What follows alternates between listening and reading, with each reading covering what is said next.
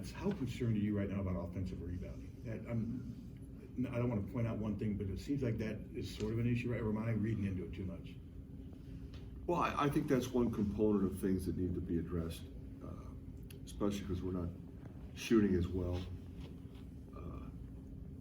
So we need to get to the glass more often. Obviously we started the season with a smaller lineup, so you might be susceptible to giving up more offensive rebounds. So that's obviously, if you want to run, you got to get the first miss. So I don't know if you were talking about their offensive rebounding or our offensive rebounding, but they both need to be addressed. Okay. In the point guard situation, I know you're searching. You're using 4 guys. You don't want to keep doing that, right? You would like to settle in on a couple guys. I would like to settle in, but in all honesty, Pat, like all those guys are going to play. So it's not like, okay, I'm going to pick one and bench the other 2 guys, whatever. Okay. They're all going to play, and they all can play, and they're not strictly one position guys, and we need depth. Do you expect to continue to start Owen moving forward? Is that something you're still figuring out? Probably, yeah. I think he's earned it, and I think at some level, at some point, we need to be bigger.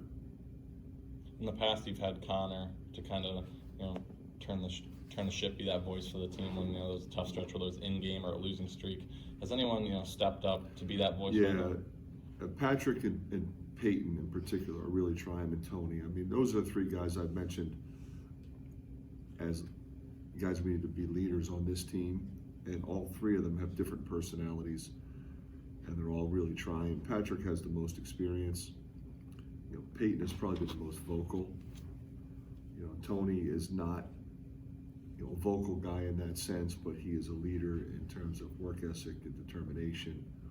So I think they can all function in that capacity. Do you see the rest of the team listening to those guys? It seems like they definitely, they definitely have the respect of everybody in that locker room, no question. And obviously that's first and most important step. Coach, going back to Owen, what did you make of his performance on Sunday, his first start? Yeah, obviously early he got a little foul trouble and then didn't do as much, but very much like the Iowa State game, he picked it up in the second half. I mean, he was a factor, and he's better when he's running and he's kind of playing free and easy.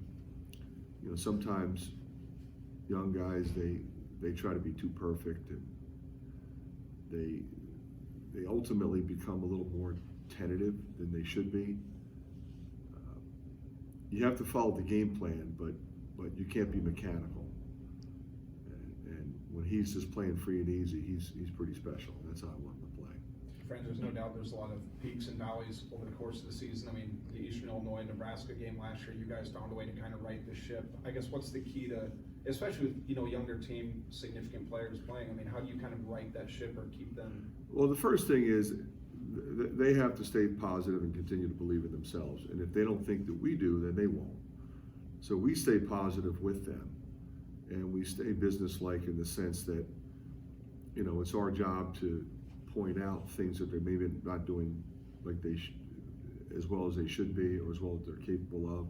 So we'll get extra time with film or on the court, and it's a diligent group in that sense. So they'll put the extra time in.